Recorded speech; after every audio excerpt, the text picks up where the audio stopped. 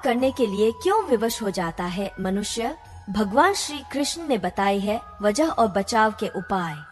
महाभारत के युद्ध में भगवान श्री कृष्ण अर्जुन के सारथी बने और अर्जुन को गीता का उपदेश दिया। यह उपदेश जितना उस दौरान प्रासंगिक था उतना आज भी है, क्योंकि आज के समय में मनुष्य का जीवन ही एक युद्ध बनता जा रहा है। ऐसे में आप यहाँ जान सकते हैं कि किन परिस्थितियों के कारण मनुष्य पाप में भागीदार बनता है और इससे किस प्रकार बचा जा सकता है। अर्जुन भगवान श्री कृष्ण से यह प्रश्न पूछता है कि मनुष्य न चाहते हुए भी बुरे कर्म क्यों करता है, जिसके उत्तर में भगवान श्री कृष्ण कहते हैं कि मनुष्य की वासना और निहित स्वार्थ के चलते ही वह पाप करने के लिए विवश हो जाता है।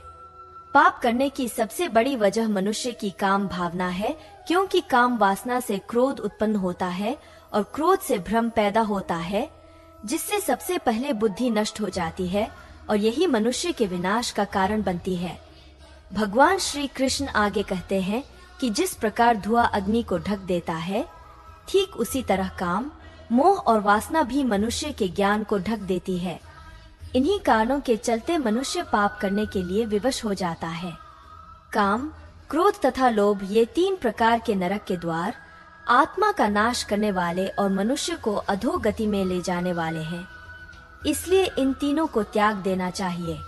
आदमी अपने आप को नहीं जानता, अपने आप को नहीं देखता, यह दुनिया में सबसे बड़ा आश्चर्य है। दूसरों को जानने वाला आदमी अपने आप को नहीं जानता, दूसरों को देखने वाला स्वयं को नहीं देखता है।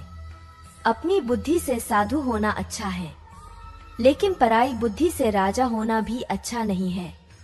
हजारों मील की दूरी पर होने वाली घटनाओं और परिवर्तनों को जानने वाला आदमी अपने भीतर घटित होने वाली घटनाओं और परिवर्तनों को नहीं जानता है। ऐसे बचे पाप से। भगवान श्री कृष्ण पाप से बचने के कुछ उपाय भी गीता में बताते हैं, जिसके अनुसार मनुष्य को आसक्ति या विरक्ति के प्रभाव के अधीन नहीं होना चाहिए। जब किसी व्यक्ति में आसक्ति और विरक्ति का अभाव होता है तो उस जीवन को ही उत्तम माना जाता है।